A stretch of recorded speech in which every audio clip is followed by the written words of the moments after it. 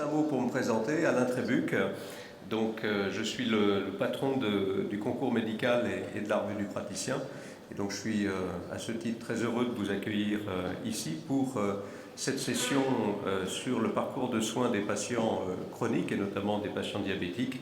C'est un cycle que l'on a créé, qu'on appelle les interpros, et qui, vous allez le voir, est placé sous l'égide d'un comité scientifique qui justement reflète cette interprofessionnalité qui est si importante aujourd'hui dans la prise en charge de nos patients chroniques.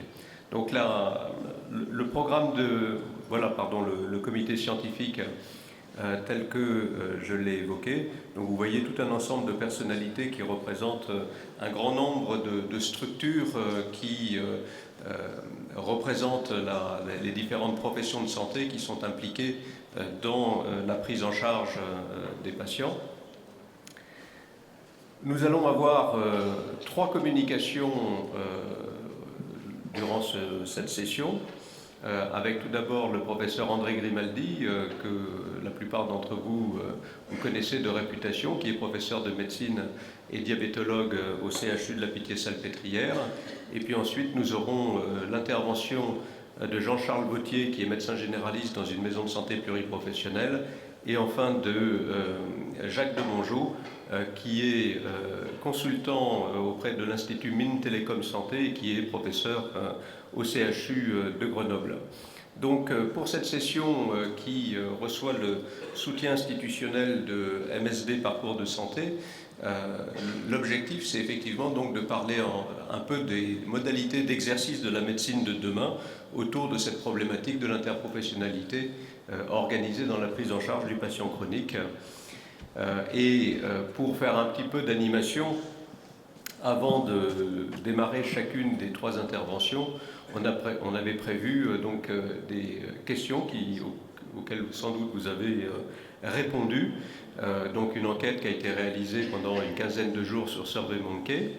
Et la première question qui me permettra d'introduire l'intervention du professeur André Grimaldi, c'était, selon vous, quel est le taux d'observance moyen dans les maladies chroniques? Donc on vous avait proposé trois items, inférieurs à 50%, comprises entre 50 et 75%, ou supérieures à 75%. Et la réponse que vous avez apportée à une large majorité d'entre vous, c'est 65%.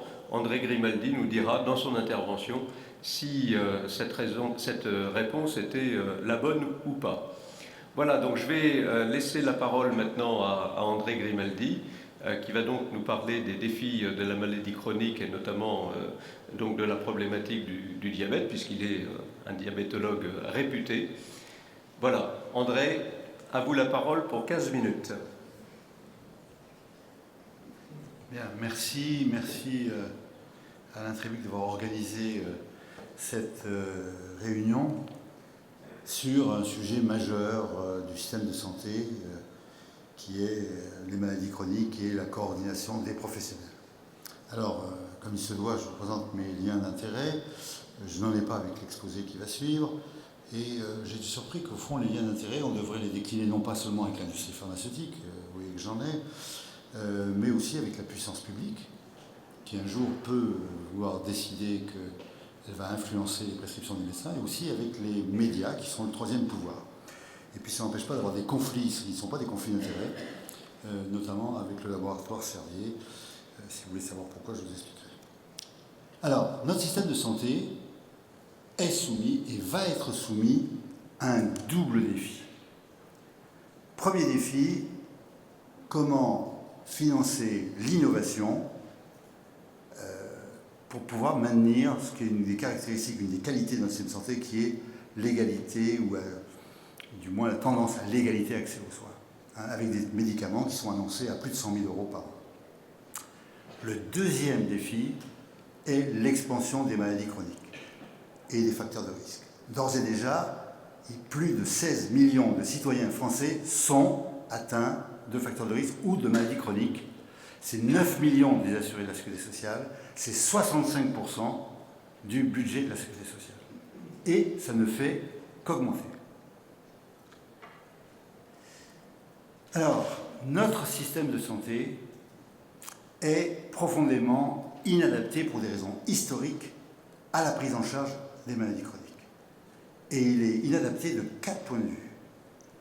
Pour la prévention, pour la pratique médicale, la conception de ce qu'est une pratique médicale pour la prise en charge des maladies chroniques, pour l'organisation du système de soins et pour son financement. Alors d'abord pour la prévention. Notre système est un des meilleurs du monde, si ce n'est le meilleur, enfin premier ou deuxième avec le Japon, en termes de soins, c'est-à-dire d'espérance de vie de patients qui sont malades. Vous avez le sida, c'est une chance d'être soigné en France. Par contre, dès qu'on parle prévention, nous sommes très mauvais. Dans les morts prématurées évitables, c'est-à-dire qui surviennent avant 65 ans, nous sommes alors 25e pour les femmes, 35e pour les hommes. Bon, les États-Unis sont encore derrière nous, parmi les pays riches, 101 pays de l'OCDE, mais nous sommes très mauvais. Bon. Et nous sommes mauvais en termes d'inégalité sociale de santé. Ce qui recoupe le problème des maladies chroniques. Les maladies chroniques frappent notamment les personnes précaires. Il y a eu des progrès, il y a eu la CMU, il y a les ALD, la prise en charge à 100% pour les affections de longue durée. Moyennant quoi, dans la population générale, quand on fait une enquête, 15% des personnes disent qu'ils ont renoncé dans l'année à un soin pour des raisons financières, dans la population générale, pas la population des gens malades. Et ce chiffre moyen recouvre une grande disparité, parce que c'est 0% ou à 40% selon le grade de précarité. Sans parler alors des inégalités culturelles de santé. Alors, la conception de la pratique médicale des maladies chroniques. En gros, il faut concevoir, et ça, les gestionnaires, les politiques, les économies de santé ne pensent pas comme ça. Il y a 3 types de médecine aujourd'hui. Et c'est 3 pratiques différentes et parfois 3 mondes différents. Il y a les maladies aiguës bénignes et les gestes simples, où en gros, historiquement, notre système est performant. La médecine libérale, ou la médecine en tout cas, qui se fait en colloque singulier, avec éventuellement une aide, est performante. Bon. Les maladies aiguës graves et les gestes complexes, qui nécessitent des hauts plateaux techniques et des professionnels de haute formation, de haute spécialisation. Ça a été la modernisation notamment des hôpitaux, mais des systèmes de soins, des filières de soins, du SAMU, de la cardiologie interventionnelle, des greffes. Nous sommes très performants. Aucun journal ne fait scandale de greffe. Cardiaque, greffe du poumon, greffe du foie, c'est du banal, du quotidien. Or, c'est une organisation fantastique. Et là où nous sommes très mauvais, c'est une fois que le malade est greffé. Lorsqu'à vie, il va devoir prendre un traitement immunosuppresseur, être suivi. Là, nous ne sommes pas bons du tout. C'est-à-dire la médecine de la prévention, du traitement des facteurs de risque et des maladies chroniques. Toute cette médecine qui nécessite l'adoption de nouveaux comportements par les patients. La maladie aiguë bénigne aussi, il y a un nouveau comportement. Enfin, une cystite, l'observance est assez bonne, du moins tant qu'on a mal. La maladie aiguë chronique, l'observance, ce n'est pas un sujet. Vous êtes pris en charge, et j'ai entendu tout à l'heure dans la salle qu'un médecin disait même qu'il pouvait ne pas parler aux patients. Au fond, ça ne me gêne pas trop, moi, s'il me débouche les coronaires et que l'arrivée, c'est bon. Par contre, là, il s'agit d'une médecine du comportement des patients. Là, nous sommes très mauvais, et le terme en est le problème de l'observance. Alors, l'observance est devenu quasiment un gros mot, quasiment, on ne ferait plus parler de ça. Parlons-en, et essayons de comprendre. C'est l'inobservance. Moi, comme diabétologue, il m'est arrivé une chose dans ma vie, je vais essayer de tenir les 15 minutes, si je compte ma vie, on a le sida, maladie subaiguë mortelle, chez les gens jeunes. Dans un temps record, on fait le diagnostic, et on trouve des traitements. On transforme cette maladie subaiguë mortelle en maladie chronique. Et là, les infectiologues qui ne connaissaient que la maladie aiguë, la méningite guérie ou on meurt, se trouvent confrontés à quelque chose qui les consterne. On a le traitement et un certain nombre significatif de patients ne sont pas observants. On est convoqué au ministère, il y a les associations de patients, il y a les infectiologues, et on dit aux diabétologues, vous qui êtes des vieux de la maladie chronique, pouvez-vous nous expliquer cela ? Comment c'est possible que cette maladie subaiguë mortelle, on trouve le traitement, c'est des gens cultivés, c'est des gens informés, prennent pas leur traitement. Et la réponse que j'aurais fait, c'est que c'est normal, c'est des hommes. Voilà, une espèce humaine. Alors, comment comprendre ce défaut d'observance et d'abord, quelle est son importance? Une étude récente, faite par regroupement de l'industrie pharmaceutique, qui a porté sur 170 000 patients, suivis dans 6 400 pharmacies. C'était cycle maladie chronique, ou facteur de risque, hypertension, diabète de type 2, insuffisance cardiaque, hypercholestérolémie, ostéoporose et asthme. Et on a défini une bonne observance par le fait d'acheter au moins 80% des médicaments prescrits. Hein, donc c'est pas 100%, c'est 80%. C'est en même temps un peu biaisé parce qu'on dit celui qui a acheté 79%, on va le marquer comme mauvais observant, et celui qui va acheter 81%, on va le donner bon observant. Mais moyennant ces limites, on se dit acheter 80% des médicaments, ça devrait être assez fréquent. Le résultat moyen est de 40%. Ça va de 13% dans l'asthme, c'est le traitement de fond de l'asthme. Autrement dit, les malades asthmatiques, en France, dans la pratique générale, ils soignent leur crise, ils ne prennent pas le traitement de fond. C'est 37% dans le diabète de type 2. 52%, je crois que c'est l'hypercholestérolémie. Bien. Alors après, il y a un calcul de coût, parce qu'on parle toujours du coût des effets iatrogènes, mais le coût de la non-observance est considérable. Aux USA, on dit régulièrement c'est 100 milliards par an. Depuis des années, on dit ce chiffre. Je ne sais pas comment on le calcule. Là, ils ont fait un calcul. Donc, le problème de la non-observance est un problème majeur de la maladie chronique. Pas un problème en plus. Hein, c'est pas je demande en plus aux patients, est-ce que par hasard vous prenez bien vos traitements? Alors pourquoi? Au fond, pourquoi? Et si on pousse le raisonnement, vous devez deviner comment se soignent des médecins compétents lorsqu'ils sont eux-mêmes atteints de la maladie chronique.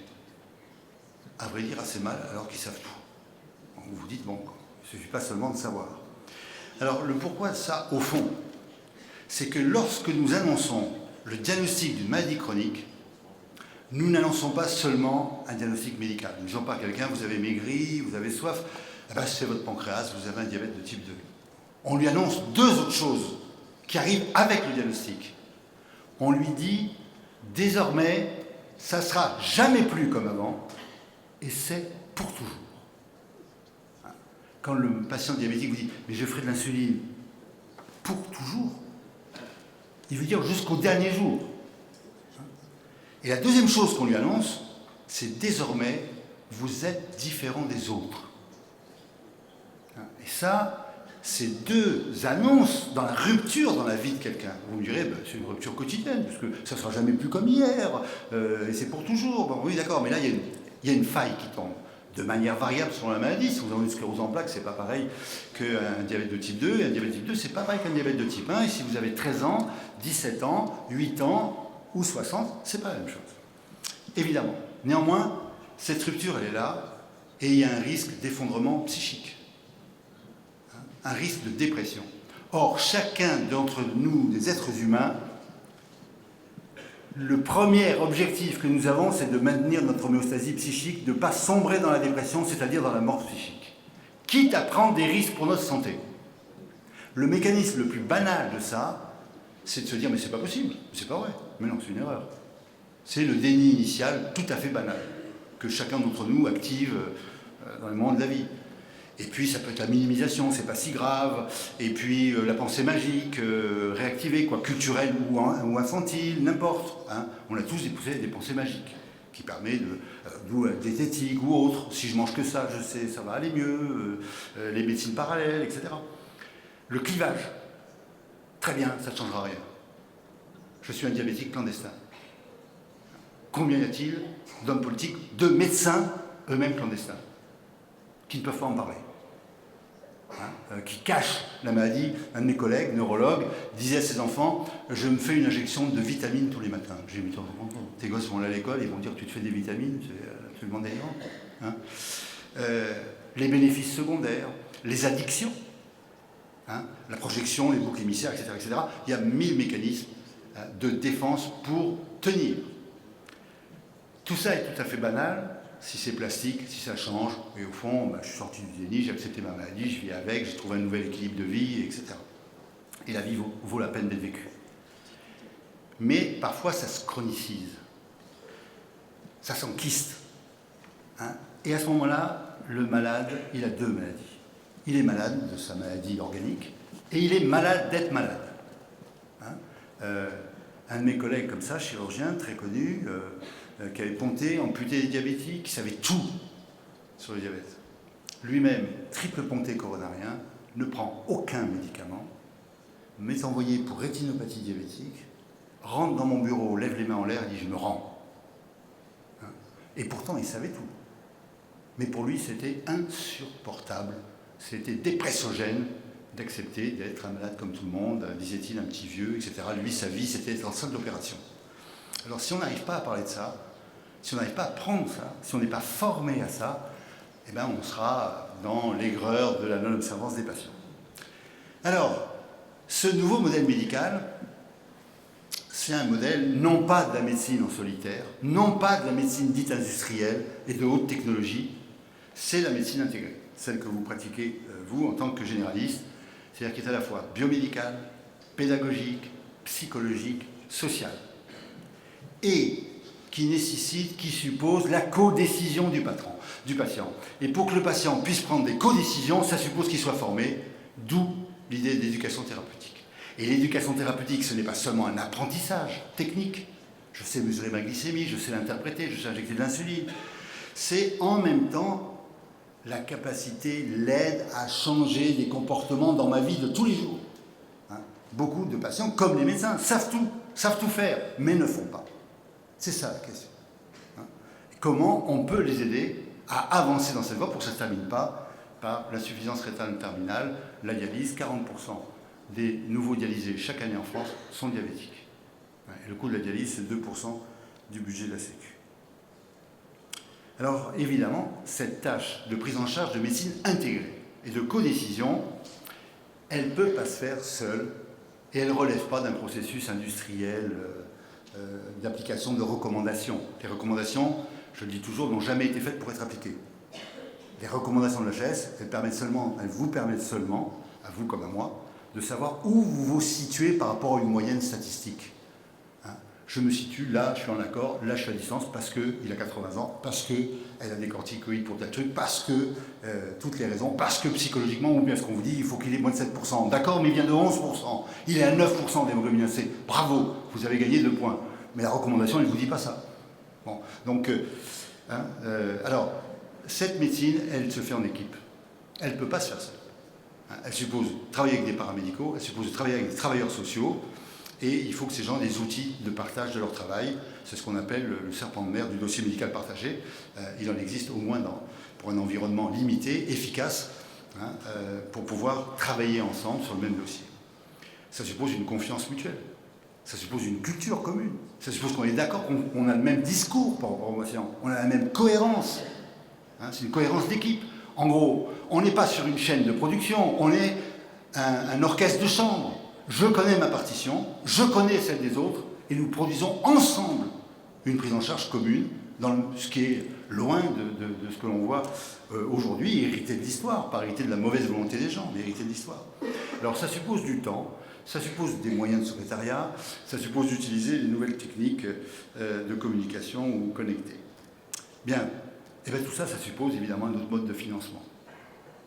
Il est évident que la tarification à l'acte à l'hôpital, adaptée aux gestes standardisés, à la cataracte ambulatoire, la prothèse de hanche, la pose de pacemaker, et pas adaptée à la prise en charge de maladie chronique, pas plus que le paiement à l'acte en ville n'est adapté à la prise en charge du malade chronique. Il y a des malades qu'il faut voir tous les 6 mois ou tous les ans. Il y en a qu'il faut voir bien plus souvent. Il y en a qu'il faut voir par téléphone, il faut pouvoir les suivre. Enfin, tout ça nécessite une prise en charge individualisée que l'acte, qu'il soit à 23, 25 ou 27 euros, c'est dérisoire, ce n'est pas adapté fondamentalement. Il faut être très vertueux pour trouver le système, pour ce que font quand même pas mal de collègues, pour arriver à fonctionner comme ça. Et ben voilà, j'en ai fini, je crois que je suis resté dans les temps. Je vous remercie de votre attention. J'ai un message, parce que je suis professeur émérite. Émérite, ça veut dire vieux. Alors, le message, il est suivant. En médecine, ce qui est difficile, c'est les 80 premières années. Mais après, ça va tout seul. Je vous confirme ça. Donc, vous n'avez pas de souci à vous faire. Voilà, merci.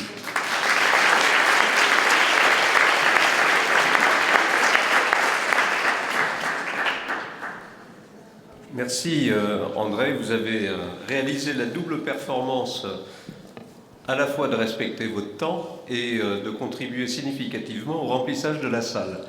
Donc c'est parfait, vous avez bien planté le décor par rapport à ce débat exercé demain, l'équipe et la technique.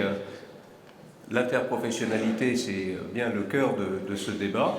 Donc je vais sans tarder donner la parole au docteur Jean-Charles Gauthier. Juste avant, mais venez avec moi. Donc Jean-Charles Gauthier, il est médecin généraliste, donc exerçant à Dommartin-les-Remiremont. Il va nous parler de son expérience professionnelle dans le cadre d'une maison de santé pluriprofessionnelle. Mais juste avant, donc, on vous avait posé une deuxième question sur effectivement quelles étaient vos intentions futures, notamment comme type d'exercice. Donc on vous avait posé 4 items. Je compte m'installer dans une structure collective, que ce soit une maison ou un centre de santé, pour exercer en équipe pluriprofessionnelle, mais aussi pour pouvoir organiser mon temps de travail. Deuxième item, je n'ai pas encore pris de décision, car très franchement, les conditions dans lesquelles exercent mes confrères généralistes ne me tentent pas vraiment. Troisième, si j'ai le choix, je privilégierai une activité salariée plutôt que libérale. Et quatrième item, je compte m'installer en libéral, mais pas dans le cadre d'un exercice regroupé.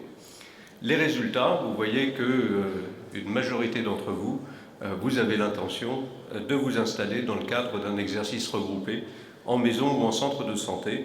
Voilà, donc un choix que Jean-Charles a fait il y a quelques années. Il va nous raconter donc ce parcours et surtout comment s'organise dans le cadre d'un travail en équipe son activité professionnelle aujourd'hui.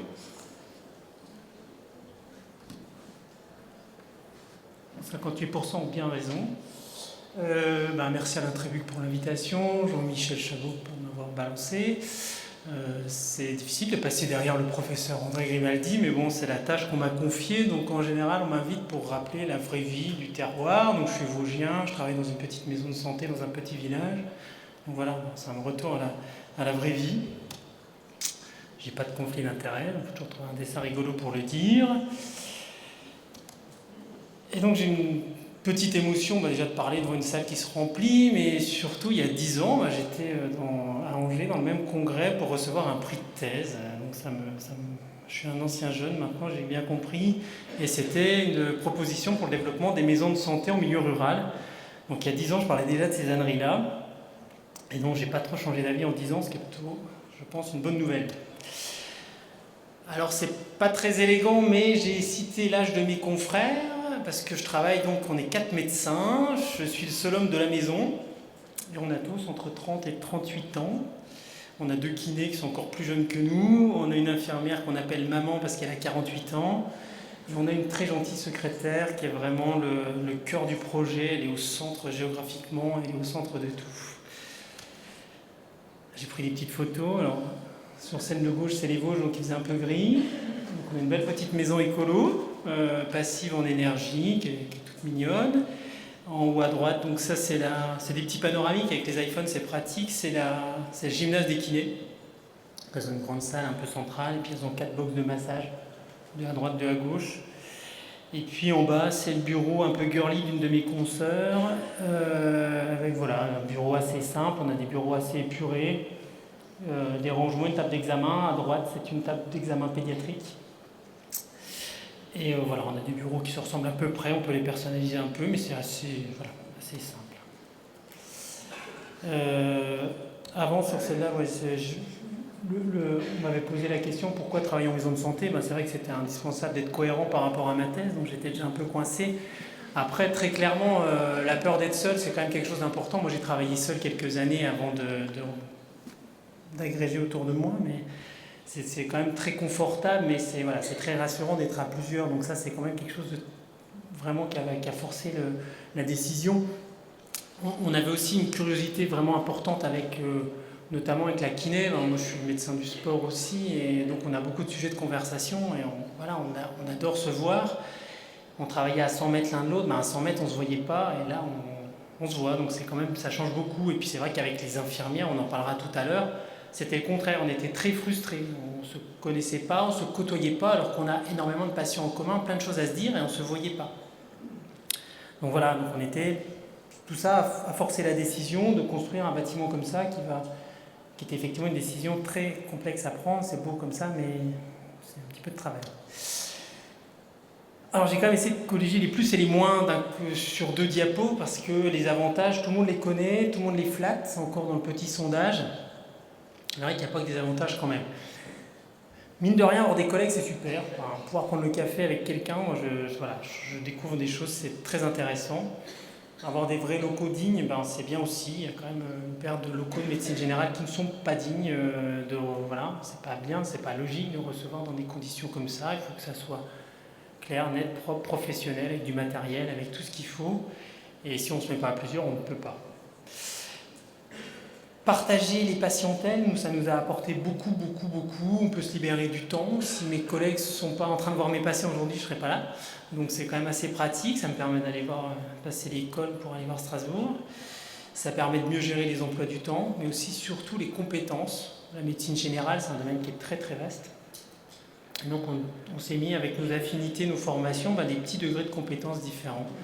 J'ai une collègue qui est très calée en gynécologie. Elle fait toute la gynécologie que je ne fais plus, mais elle pose des stérilés, elle fait des choses très intéressantes. Moi, je ne m'embête pas à essayer d'être un tout petit peu moyen dans cette discipline. Hors urgence, c'est elle qui s'occupe. Par contre, sur d'autres prises en charge, c'est moi qui fais pour elle, et c'est vraiment intéressant. J'ai marqué aussi dépersonnaliser la prise en charge pour une prise en charge plus EBM. Alors là, c'est une autre manière d'utiliser les recommandations que ce qui était dit avant. Les recommandations, pour moi, pour changer la vie, c'est vraiment un discours commun. C'est la base du discours sur lequel tout le monde est d'accord. Après, il va y avoir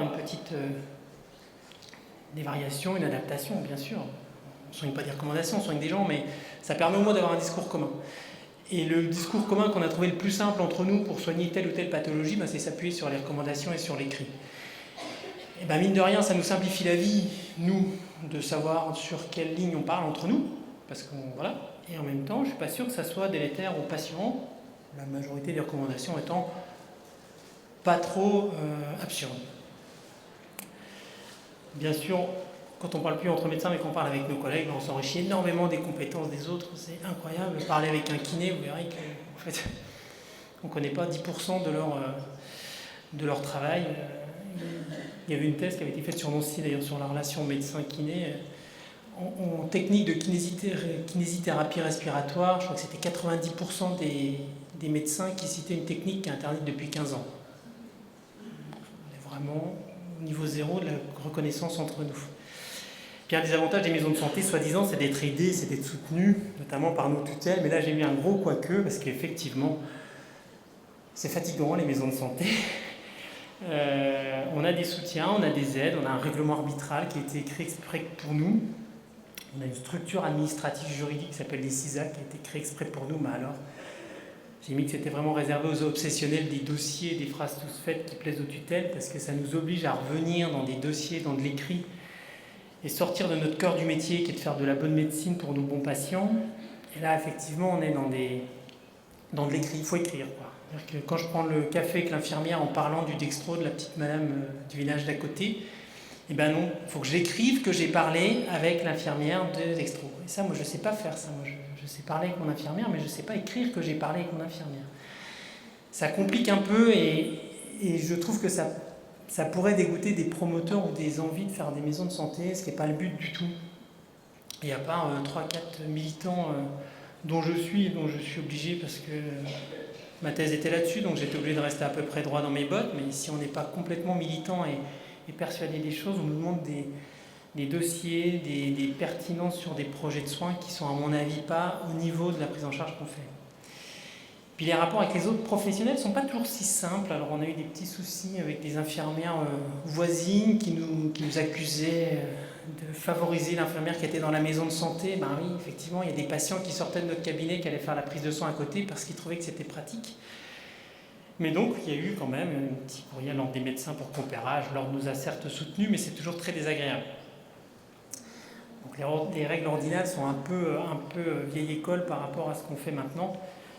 Puis en médecine, notamment médecine de terrain, l'ambition, c'est pas toujours très bien vu, quoi. Faire du bon travail, essayer de faire des choses nouvelles, de voir nouvellement, de changer des habitudes de prescription qui nous paraissent ni recommandées ni recommandables, c'est pas toujours bien vu, quoi. Donc c'est pareil, nous on est obligé de travailler un peu à evidence-based medicine, ça plaît pas à tous les correspondants qu'on a, donc c'est pas toujours simple, ça crée des fois des petits, c'est pas un petit monde merveilleux. Et puis il y a un truc qui est super important, c'est la dernière, c'est pas beaucoup de mots, mais c'est super important, c'est qu'on a tout construit sur une entente entre nous. Mais comme tout bon couple, des fois ça casse, et j'espère que ça cassera pas, parce que tout est basé sur l'entente. Donc il faut vraiment réfléchir au casting, au lieu de réfléchir où on s'installe, il faut réfléchir avec qui on s'installe. C'est 1000 fois plus important. Alors maintenant, on va parler un petit peu patient chronique. Le diabète, effectivement, c'est la maladie chronique emblématique qui, si on veut comprendre nos pratiques, c'est le mieux, c'est le meilleur thermomètre à regarder. Les diabétiques, il y en a plein. Donc c'est facile de voir les choses, c'est une maladie complexe, qui est longue, avec des patients qui sont à différents stades, à différents niveaux, avec différents parcours, donc c'est vraiment une pathologie intéressante. Alors ici, moi, je vais surtout m'intéresser aux cas un peu particuliers qu'on voit dans nos campagnes, ces patients un peu âgés, sous insuline, avec des comorbidités, qu'on ne va pas pouvoir autonomiser de façon facile, et qui souvent ont la visite de l'infirmière tous les jours. Et là, c'est incroyable ce que ça change de travailler en bonne intelligence. Alors, on a des retours d'informations qui sont presque quotidiens, donc c'est toujours très intéressant de pouvoir garder un petit œil, un petit doigt qui nous raconte ce qui se passe chez la patiente ou chez le patient. On peut voir des carnets de glycémie, on peut essayer de comprendre ce qui se passe. On a une rigueur de surveillance, une rigueur de prise de médicaments, parfois. On a des informations sur les conditions de vie, on ne va plus beaucoup en visite. Et donc, on perd des informations. Certaines habitudes, ce qu'il y a sur la table, ce qu'il y a dans les placards, on ne le voit plus. Et quand les infirmières elles y vont, elles le voient très bien, donc elles nous renseignent bien. Il y a des entourages qui sont parfois aidants, parfois toxiques. Il y a des leviers qu'on n'utilise pas alors qu'ils sont tout simples. On a aussi des fragilités qui sont dépistées, des suggestions qui sont très intéressantes. C'est sûr que la mise en place d'un pellulier, d'un lit médicalisé, ça c'est ce que j'ai mis là, je l'ai écrit assez vite, mais c'est des choses qui étaient arrivées, je sais pas, dans les 15 jours avant. Oui, c'est l'infirmière qui me dit, chez cette patiente-là, il faut mettre un lit médicalisé, c'est pas possible. Puis la VRM montée dans sa chambre, machin. Bon, d'accord, j'ai pas du tout imaginé le truc. Si on n'a pas d'infirmière pour nous le dire, on le sait pas. Je remonte à la phrase du dessus. Vous avez remarqué à l'hôpital que plus la hiérarchie hospitalière descend, plus les patients se confient. Donc en général, ils ont les pleurs chez l'aide-soignante. Et puis par contre, quand le professeur passe en visite, tout va bien, on fait un sourire, quoi. Les gens, ils se confient beaucoup plus à l'infirmière qu'à nous.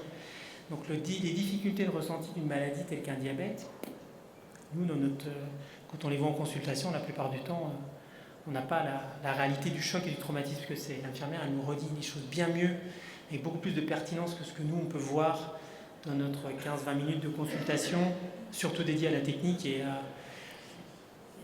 à gérer et lire la prise de sang, prendre la tension, signer l'ordonnance, qui ne devrait pas être le cœur du métier. Et puis effectivement, on a des choses... Les changements du lecteur de glycémie, qui est quelque chose dont les languettes ne se font plus, on n'imagine pas toujours pendant qu'on est dans notre temps de consultation. Il y a des détails techniques que seule l'infirmière, effectivement, nous rapporte. Et là, c'est quand même extrêmement intéressant. Les patients sont très, très rassurés quand on s'entend bien et quand ça se passe bien.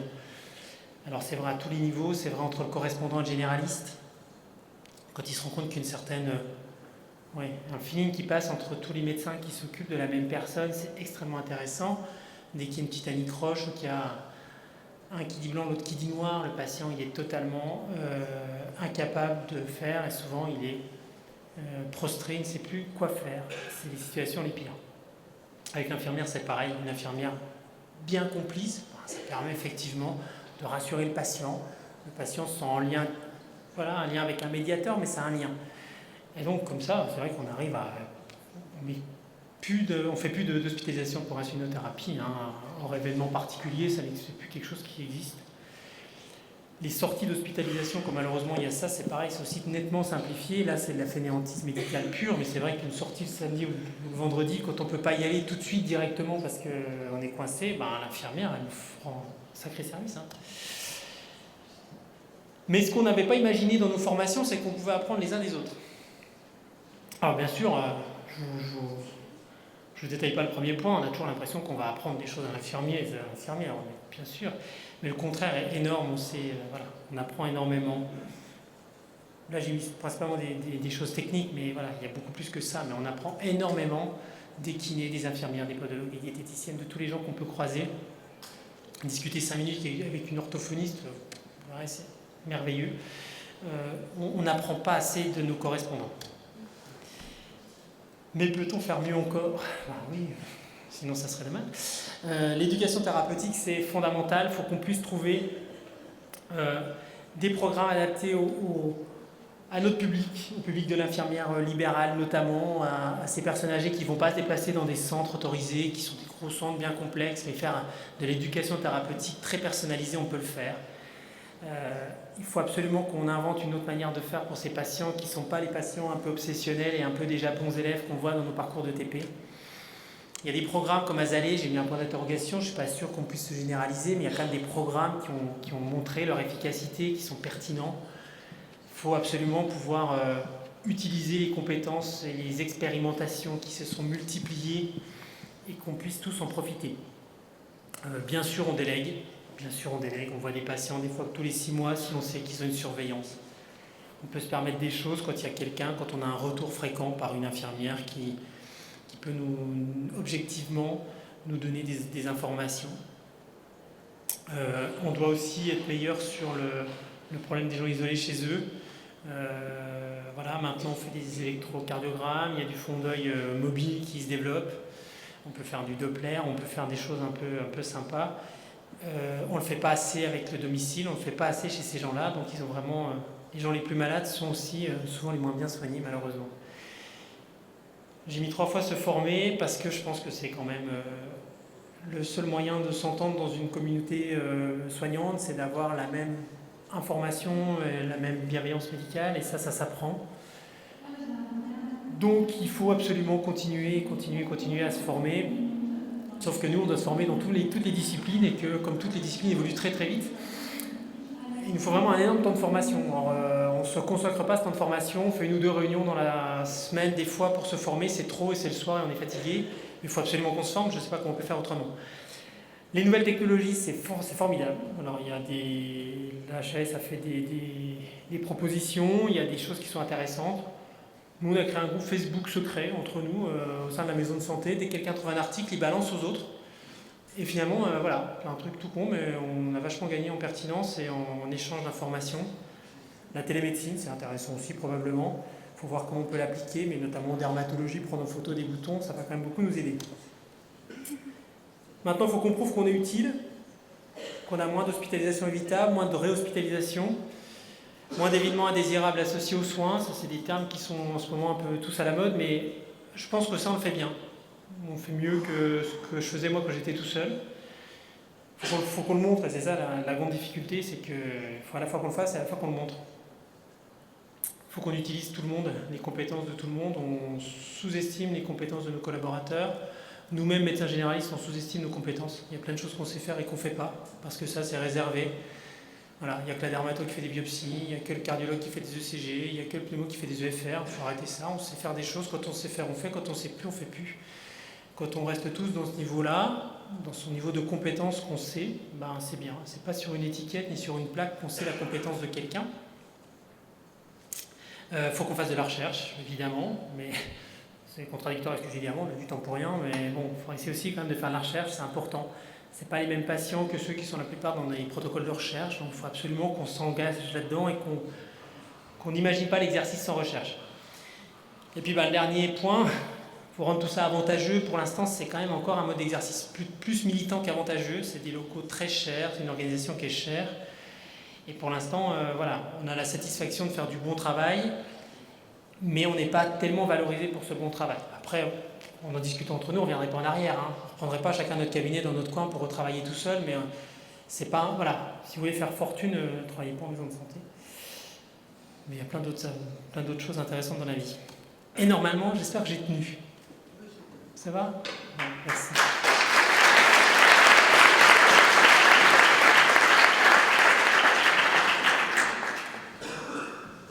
Bien, Jean-Charles a respecté également son temps, donc ça va nous permettre, après l'intervention de Jacques Demongeot, de garder un petit quart d'heure pour échanger avec vous tous. Je ne doute pas des questions que vous aurez à poser. Donc Jacques va nous parler de l'apport des nouvelles technologies dans le suivi du patient chronique. Et avant cela, la question que nous vous avons posée, c'était, selon vous, est-ce que c'est une illusion que si ces nouvelles technologies, elles ne changeront finalement pas grand-chose, ni dans notre vie, ni dans celle de nos patients? Ces technologies vont permettre de mieux suivre nos patients chroniques à distance tout en leur donnant les moyens de s'impliquer davantage dans la gestion de leur santé. Ces technologies vont faciliter le travail en équipe en favorisant le partage des informations et par le traitement des données de mieux analyser nos pratiques professionnelles. Vous voyez les résultats, donc ils ne sont pas tellement surprenants.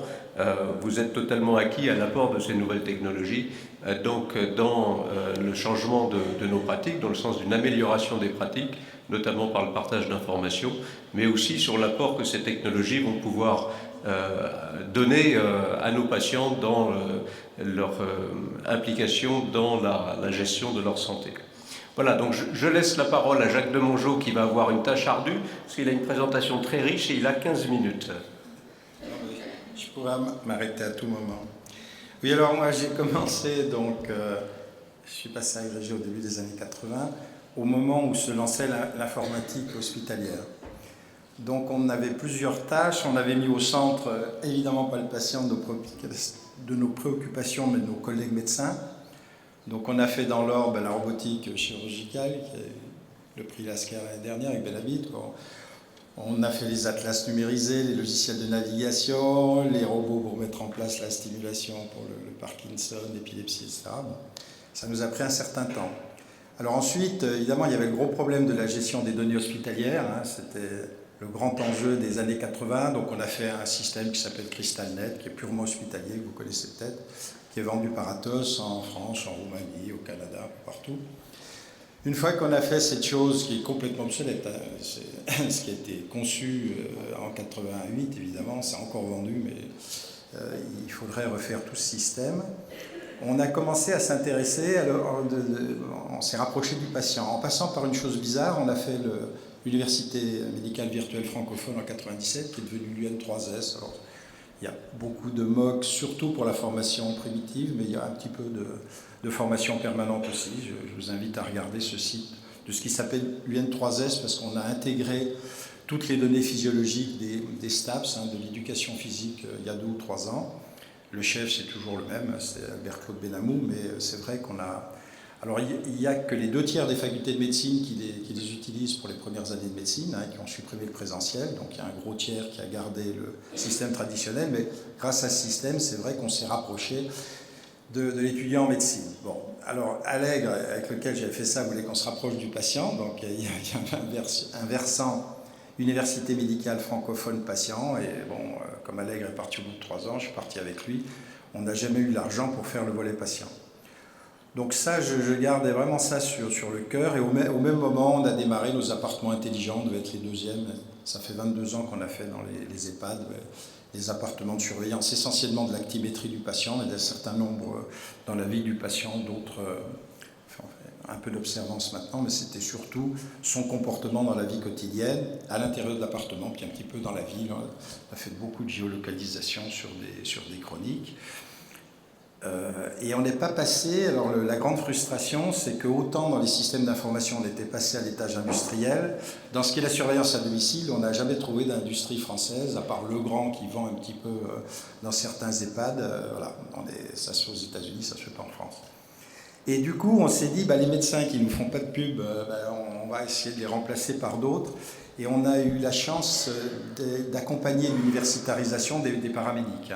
Donc vous savez que les infirmières, on a eu de la peine à les mettre en licence, mais c'est les kinés, les podos, etc., qui sont assez rapidement montés vers des masters. Donc chez nous, directeur d'école de kiné, le sous-directeur, etc., le président de l'association de podos, ils ont tous des thèses en sciences. Et du coup, on s'est rapproché des patients, pas par le monde médical, mais par le monde paramédical. Et ils nous ont dit, pour responsabiliser les patients, par exemple un diabétique chronique, qui a son pied diabétique, sa rétinite, etc., il faut faire probablement utiliser des jeux sérieux. Alors qu'est-ce que c'est qu'un jeu sérieux? Donc l'équipe qui est l'équipe de recherche technologique en haut à droite, elle est essentiellement composée chez nous de paramédicaux. Et je vais essayer de vous donner une idée des jeux sérieux. Alors en fait, pour les jeux qui surveillent la locomotion, la posture, l'outil de restitution d'informations, parce que les capteurs c'est bien, mais il faut que l'information qui est prise soit restituée au patient, c'est l'iPhone.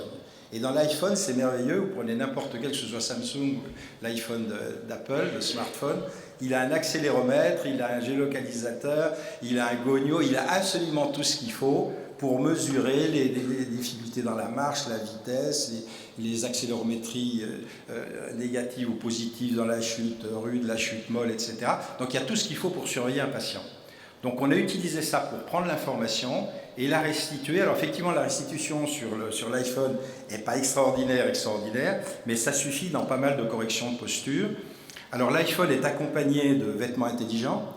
Donc les premiers qu'on a utilisés, je vous en montrerai un ou deux, c'est des t-shirts, on a fait ça il y a 25 ans, qui prennent le rythme respiratoire, le rythme cardiaque, en quatrième harmonique du rythme respiratoire. Donc c'était pas la peine de faire pour accompagner un holter respiratoire, ce n'était pas la peine de faire un ECG. Et puis on s'est mis à faire des vêtements intelligents un petit peu plus près, enfin des soucis du diabétologue. Donc on a fait, ici vous avez une application qui est la chaussette de Texisens, j'insisterai un tout petit peu là-dessus. Donc vous enfilez la chaussette, c'est un textile intelligent, dès qu'il y a une pression, le textile va réagir et va donner une information sur l'iPhone. Et puis on a quelqu'un qui est très proche familialement, qui est un X-Min, un jeune, là, Alexis Mathieu, qui a fait une petite boîte qui s'appelle FitMe, qui lui, il a fait la semaine. Voilà. Alors nous, on fait fabriquer ça en France, il fait fabriquer ça aux États-Unis. Alors qu'est-ce que ça donne, cette chose?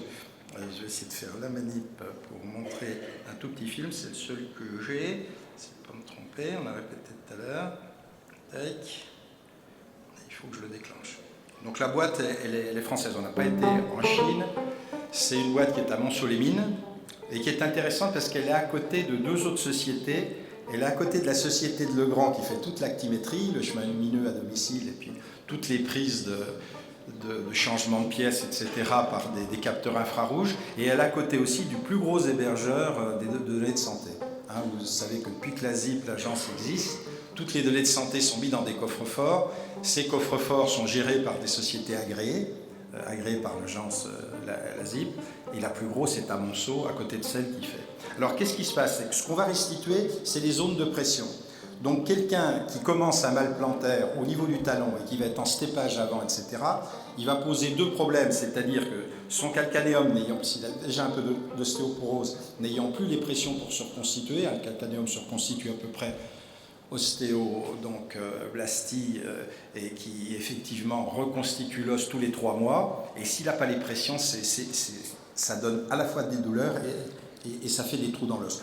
Donc on restitue la position qui marche sur un tapis, on l'a vu, mais il faut, pour voir le tapis, il faut que je reparte. Alors qu'est-ce qu'on a dit? Je fais ça, et là, attends, qu'est-ce que je fais pour redémarrer là? Il faut que je redémarre là, c'est ça? Ah, j'ai bien appris le son, et là, il faut que je appuie là. Donc, oui, si je veux le regarder, ce monsieur. Oui, donc il fait des exercices, ça peut être sur un tapis chez lui, peut lui faire du golf, vous connaissez tous ces exercices avec l'aide de la Wii, de la caméra, et en même temps, on va lui restituer après le parcours qu'il a fait avec ses mauvais appuis, ses bons appuis, ses positions antalgiques, etc., qui sont dues à son biais dialectique. Et ce sera d'une grande aide pour le podo qui vient à domicile. La seule chose qu'on ait ratée, c'est le podo. Normalement, il y a une petite valise avec un sabot ultrasonore pour prendre l'état, l'ostéométrie ultrasonore du calcanéum. Et puis les deux boîtes qui le faisaient, DMS à Montpellier, on ne fait plus. Et puis General Electric, Healthcare, arrêté aussi. C'est le lobby des radiologues qui font de l'ostéodensitométrie osseuse du riche qui finalement a gagné. Et ça, c'est un peu dommage parce que ce complément du sabot ultrasonore qu'utilisait le paramédic Podo ou éventuellement Kidé ou APA pour faire effectivement l'analyse osseuse périodique et montrer aux patients où quel était l'état de son calcanéum, c'était pas mal. Alors ça, c'est un jeu, c'est la chose qu'on a fait il y a... Le brevet doit dater d'une 30aine d'années, donc c'est ces vêtements intelligents, alors c'est un petit peu plus agréable, c'est un petit t-shirt maintenant. On n'est pas les seuls à les fabriquer dans RBI, rien qu'à Lyon, il y a 2 sociétés. Donc ça permet aux gens de suivre, on avait des réhabilitations, on appelle ça le biofeedback. dans la respiration asthmatiforme ou dans certaines maladies broncho-obstructives où la personne respire, on lui donne une respiration idéale, on voit sa respiration enregistrée qui devrait se placer dans un espèce de canal idéal, et la personne, et on peut faire des enregistrements toute la nuit, etc., en apnée. On peut faire des choses un petit peu plus compliquées, mais un petit peu plus invasives, je ne vais pas insister là-dessus. Ça, c'est des choses qui sont faites pour la réhabilitation d'AVC très particuliers, qui sont les AVC déglutitoires, qui vous enlèvent que la fonction de déglutition, mais évidemment avec des conséquences terribles sur la respiration. Alors on va parler un petit peu de diabète, puisque c'était le rôle ici. Il n'y a pas de joli système, malheureusement, dans CrystalNet et dans les logiciels plus dédiés pour le diabétique. Le joli européen, il est fait il est restitué sur l'iPhone, il est fait par nos amis espagnols. Mais évidemment, on l'utilise, nous, pour notre expérimentation, c'est Metabo, donc on peut avoir toutes ces données qui défilent, c'est bien... Le problème, c'était de coupler ça avec tout ce qui est enregistré à domicile. Alors, tout est camouflé dans les murs. Les choses les plus importantes, c'est probablement à la fois le bilan hydrique qui peut être fait avec des capteurs qui sont sur les robinets, sur les bouteilles. On sait ce que les gens ont tiré du robinet, ont tiré du frigo. Chaque fois que vous reposez le verre, il y a un delta de pression et on sait ce qu'ils ont normalement absorbé. On a des capteurs dans les toilettes et on sait les quantités qui ont été mises. Donc le bilan hydrique est intéressant en cas de néphropathie diabétique. Mais les autres choses qui nous intéressent beaucoup aussi, c'est l'actimétrie, c'est-à-dire le temps que va passer quelqu'un de pièce en pièce, la danse qu'ils font entre la cuisine, la chambre à coucher, où ils y retournent pour la sieste, etc. Alors ça a deux vertus, par exemple, il y a les pièces puis les ouvertures de portes, de choses comme des placards ou des frigos, etc. Le meilleur détecteur d'entrée en Alzheimer, c'est l'ouverture de la porte de frigo, parce que il y a une persévération, on sait qu'on a fait des choses, qu'on a mis des choses, mais on passe son temps dans un Alzheimer précoce, un peu avant les pertes de mémorisation, à faire cette persévération dont les Romains disaient que c'était la pire des maladies, ils disaient rare humanum est, perseverare diabolicum, et ça, c'est des indicateurs précoces extrêmement intéressants dans les maladies dégénératives. Alors, ce qui est intéressant aussi, c'est qu'on a fait des enquêtes dans les EHPAD sur le comportement alimentaire. Alors, vous me direz, c'est un peu idiot, parce que dans les EHPAD, on leur donne à manger tous la même chose, mais ils prennent un peu aussi des compléments. Il y en a qui retournent chez eux, parce que c'est un de nos objectifs des appartements intelligents, c'était de faire retourner, au moins pour des vacances ou bien des week-ends, les gens à l'appartement. On a réussi dans un certain nombre de cas. Donc là, ils sont soumis aux contraintes alimentaires de leur voisinage. Donc on a beaucoup étudié ce que mangeaient leurs amis, est-ce qu'ils étaient en surpoids, est-ce qu'ils étaient obèses. Et on a fait des jeux sérieux, ça c'est un jeu alimentaire qui leur fait, ils font des choix d'aliments, donc ils ont des menus types, etc. Et ces menus sont cadrés en fonction de ce qu'on a enregistré comme activité, parce que s'ils me disent que le lundi, ils vont faire ça, ça et ça, nous on sait ce qu'ils ont fait tous les lundis en général, parce qu'ils ont des comportements assez stéréotypés. Et ils peuvent nous dire n'importe quoi. En fait, on essaie de caler entre ce qu'ils nous annoncent et puis ce qu'on a observé, on essaie de caler les propositions alimentaires. Alors, c'est des jeux qui ont plusieurs stades, en diabète débutant, diabète compliqué, etc. On fait des enquêtes pour savoir ce qu'ils mangent à l'extérieur et tout. On leur donne des conseils qui dépendent évidemment de cette, de cette connaissance qu'on a du patient, grâce à l'actimétrie et grâce au suivi, par exemple, de ce qu'ils prennent dans le frigo. Alors, c'est des jeux, j'en viens aux conclusions, mais il y avait un jeu, je l'ai présenté, puis on n'avait pas le temps, et c'est pour vous montrer la puissance de la chose. Par exemple, le diabétique qui va faire sa rétinite, en fait, il l'a fait après une douzaine d'années d'évolution, et il consulte quand il y a une perte d'acuité. Donc c'est un jeu qu'on fait avec la Monticelli, une bonne clinique ophtalmo à Marseille, puis avec les 15-20, avec José Sahel à Paris. Et moi, j'ai observé qu'il y a à peu près 150 illusions visuelles. Si vous allez sur Internet, vous en attraperez pratiquement les 2/3. Et les illusions visuelles que vous avez, hommes sains, qui sont des illusions cognitives ou des illusions géométriques, etc., vous les perdez pratiquement 5 à 6 ans avant les pertes d'acuité. Parce qu'elles sont complètement liées aux rapports qu'ont dans la rétine les cônes et les bâtonnets. Et ces rapports, ils disparaissent. Ça a été montré par l'équipe de l'Éveillard au 15-20. Dans la rétinite pigmentaire, donc les rétinites génétiques, et dans la rétinite diabétique, ils disparaissent très très tôt, ces rapports. Alors c'est des rapports qui sont très ennuyeux parce que quand il n'y a plus de rapport entre un bâtonnet à la périphérie et un cône au centre, les bâtonnets ils sécrètent une espèce d'hormone de protéines de croissance pour les cônes. Et du coup, ça veut dire qu'on va perdre secondairement les cônes de la macula et qu'on deviendra aveugle. Dans un premier temps, on va perdre la vision la nuit. Dans un deuxième temps, la perte de la vision. Mais ça, on les détecte avec les illusions. On perd la possibilité de voir les illusions. Et les jeux sur les illusions, je m'arrêterai là-dessus. Il y a beaucoup d'appétence. Ça intéresse beaucoup les gens. Donc, c'est en expérimentation à l'Association française des diabétiques en face des 15-20. Et puis, 200 personnes donc, qui sont suivies, qui sont des diabétiques déjà aussi compliqués, qui ont déjà des pertes d'acuité. Et on se rend compte que la manipulation de ces jeux, on leur donne des scores. Alors, c'est vrai qu'il faut l'aide du paramédic qui va venir à la maison, qui va dire alors cette dernière invention, là, les jeux, qu'est-ce que vous avez comme score? Et on va donner des conseils. Bon, il faudrait peut-être voir l'ophtalmo. Et si on voit l'ophtalmo 5 ou 6 ans avant, on peut faire de la vraie prévention. Alors on a des jeux sur la douleur, vous en verrez apparaître de plus en plus sur énormément de domaines de la médecine, et ça va directement aux patients. Ce n'est pas des jeux qui sont administrés par des médecins, c'est des jeux dont on a la possibilité par Internet de les avoir à domicile, et le gars qui vient vérifier si le jeu a bien été fait, puis qu'est-ce qu'on a tiré comme conséquence, c'est évidemment le paramédic, c'est le polo, le kiné, l'APA, l'infirmière, etc., tous les gens. Donc c'est cette forme de responsabilisation du patient, que les Anglais appellent empowerment, qui est très à la mode outre-Atlantique, eh ben, elle va commencer à faire son chemin, mais probablement en prenant le biais de nos chers amis paramédicaux. Alors évidemment, c'est un peu compliqué à faire, c'est un peu un plaidoyer pro domo, c'est le rôle des ingénieurs médecins. Donc moi, je fais le plaidoyer que nos ingénieurs de l'IMT, un certain nombre qui fassent leur médecine, il y a un décret qui leur permet de rentrer en 3e année, on a chaque année quelques X mines qui heureusement... Ce sera les cadres de ma discipline demain qui rentrent là. Parce que vous voyez, c'est dur, hein. Il faut être bon en bio, il faut être bon en santé, évidemment, avoir fait un peu de NTIC et de STIC. Voilà.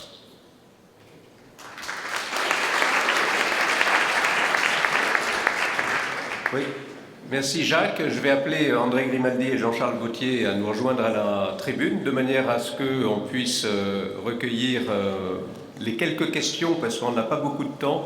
J'ai promis de rendre le micro, si je puis dire, à 14h précise. Donc, est-ce qu'il y a quelques questions dans la salle? Et il y a également au premier rang le professeur Jean-Michel Chabot, qui pourra également répondre à vos questions, notamment sur les projets de santé au niveau des territoires, etc.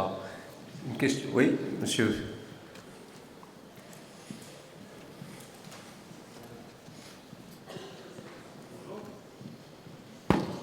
Si. Bonjour, je me présente Florian, je suis interne en médecine générale à Lyon. J'avais une question pour le docteur Vautier. En fait, je suis moi-même en fait en train d'essayer de monter une maison de santé avec des personnes qui sont déjà médecins, des kinés, enfin d'autres paramédicaux dans le Nord-Isère. Et c'est vrai que moi j'ai une vision très utopique de tout ça encore. Je suis encore jeune, je suis pas encore en tant que libéral. Et tu as parlé beaucoup des inconvénients administratifs. Et j'aimerais savoir ce que tu en penses vraiment des nouvelles, de ce qui sort actuellement au niveau des maisons de santé, des nouveaux métiers qui se créent, notamment le poste de coordinateur administratif, des coopératives telles que Facilimed.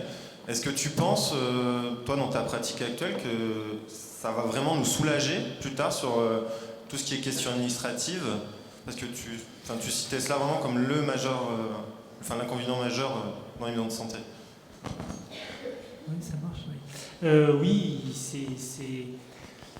effectivement, c'est pas le métier pour lequel on a été formé, c'est en ce moment une grande partie de mon temps aussi, donc oui, c'est une vraie question, et pouvoir prouver ce qu'on fait aujourd'hui bien, ça prend du temps et ça demande des dossiers pour lesquels on n'était pas spécialement ni formé, ni pour lesquels on était très attiré, parce que les intérêts de la médecine générale, c'est ce côté assez libre des contours de l'exercice. Après, les histoires de coordinateur, on se rend compte que c'est un peu indispensable et que moi, je ne suis pas extrêmement favorable. Je pense que dans l'expérience que j'ai, on est une petite unité, on s'entend bien, on a envie de faire entre nous. Il y a un côté de rester entre nous. Tiens, entre nous, qu'est-ce qu'on peut faire bien? Je n'ai pas spécialement envie d'avoir trop de consulting extérieur ou de gens qui me disent vous pourriez faire comme ci ou comme ça. Il faut que nous, qu'on puisse avoir des gens à qui demander une expertise, parce qu'on n'est pas du tout omniscient sur l'ensemble des choses. Hein. Mais voilà, alors, quand on a conçu nos locaux, on a discuté avec un architecte, mais c'était nos locaux. On les les a payés parce qu'on voulait effectivement qu'il y ait un WC de plus pour pouvoir faire des bandelettes urinaires et qu'il y ait tout ça. La mairie ne nous aurait jamais payé ça. Quand on, dans notre fonctionnement, on a aussi envie d'être assez autonome. Donc oui, moi j'ai pas envie de rentrer dans un cadre. Voilà, j'ai pas envie qu'on me dise ouais, ça serait plus pertinent de faire comme ci ou comme ça, et en tout cas ça plairait plus à vos tutelles si vous passiez par là ou par là. C'est pas ça que je veux. Moi je veux soigner mes patients avec mes collègues du mieux que je peux. Et tout en intégrant effectivement l'obligation de se rendre compte qu'il y a des expériences à côté, qu'il faut qu'il y ait quelqu'un qui me les cite et compagnie. Donc je suis un peu vraiment au milieu du gué. À la fois j'ai envie qu'il y ait qu'on nous apporte des informations, de la pertinence, mais qu'on nous laisse malgré tout notre solution. Et à chaque fois qu'il y a quelqu'un d'extérieur qui vient, ça gagne un tout petit peu de temps, mais il faut aussi lui présenter la structure, il faut aussi... on est quand même toujours sollicité, quoi. La délégation, c'est pas si simple. Donc, je suis vraiment au milieu du gué, je suis pas sûr que ça soit une solution, c'est une réponse, mais c'est pas une solution. Oui, une autre question. Jean-Michel, tu veux...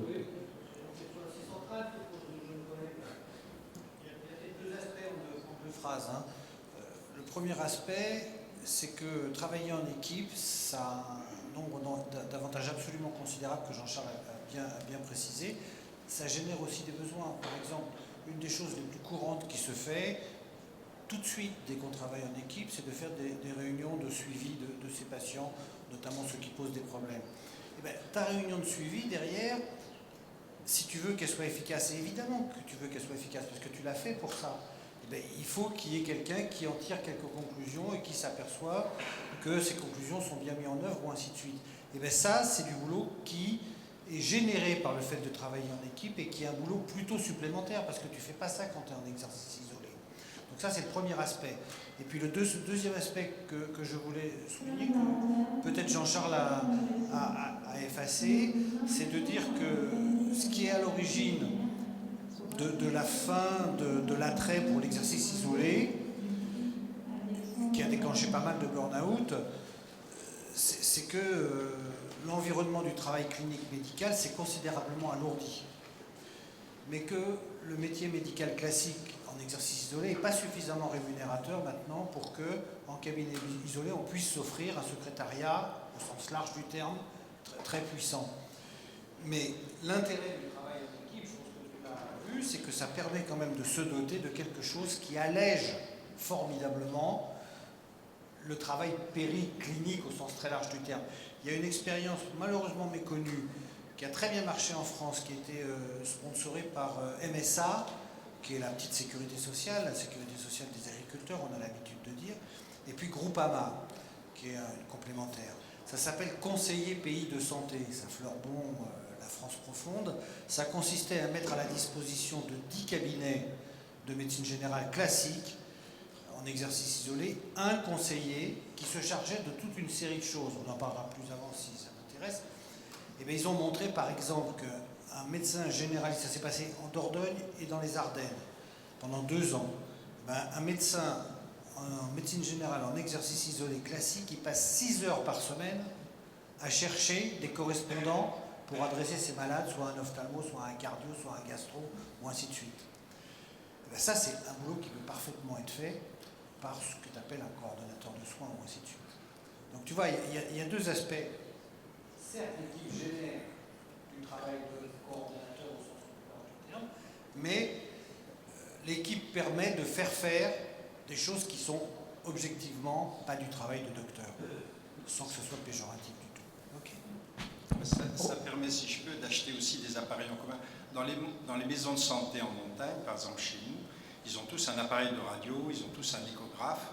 Ça permet de voir un scaphoïde tout de suite, de ne pas attendre. Ça permet de voir un protocole de l'appareil et mettre un plâtre sans descendre à Grenoble. Parce que dans ces maisons de santé isolées, le nombre de kilomètres, c'est pas ça qui compte, c'est le temps qu'il faut. Alors s'il y a de la neige, vous allez mettre 2 heures. Donc c'est acheter des appareils en commun. Je ne sais pas si vous avez un équipement d'imagerie, si mais chez nous, c'est un progrès absolument considérable. Bien. Est-ce qu'il y a encore une toute petite question ? Oui, une dernière et puis après on va conclure.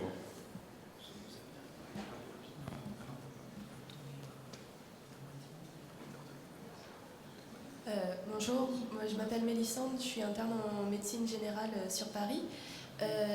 J'avais juste une question à propos des nouvelles technologies, c'était pour savoir s'il y avait des applications ou des programmes qui existaient en ce moment pour améliorer l'observance précisément des patients qui ont des pathologies chroniques comme le diabète.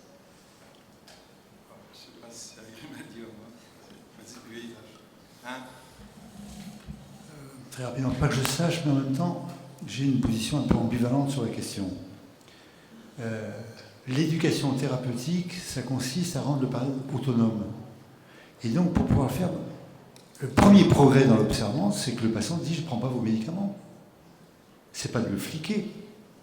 Ou alors, si le fliquer, c'est pour lui donner à lui le flicage. C'est que lui-même demande à avoir son gendarme.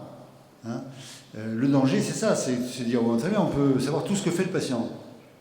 Et alors on va mettre une infirmière derrière tous les 40 pour les glycémies, pour leur dire ce qu'il faut faire. C'est l'inverse de l'éducation thérapeutique. Non, c'était pas du tout le sens de ma question, ouais. C'était plutôt pour les aider, parce que... Donc voilà, les aider, c'est leur envoyer à eux-mêmes des outils dont ils pourront se servir pour eux-mêmes.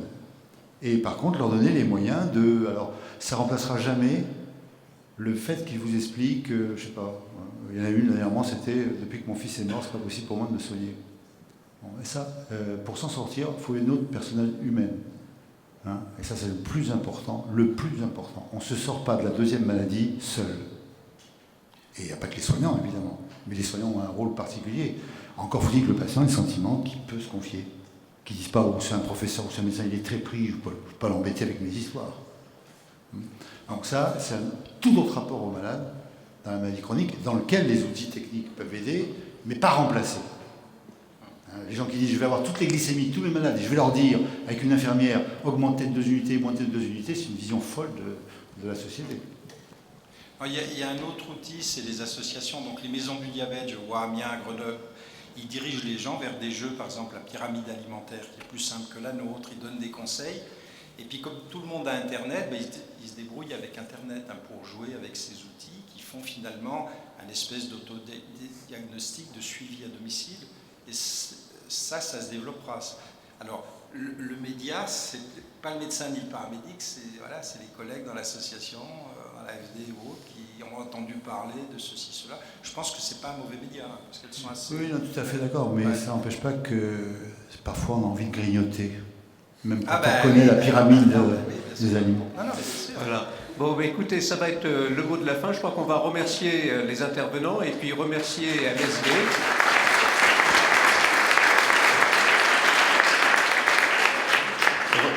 Remercier donc MSD Parcours de Santé qui nous accompagne dans ces interpros de la santé. Je vous invite d'ailleurs à leur rendre visite sur leur stand parce qu'ils ont une approche tout à fait originale sur le parcours de santé et les outils qu'ils peuvent vous apporter. Voilà, écoutez, merci à tous et puis très bonne continuation.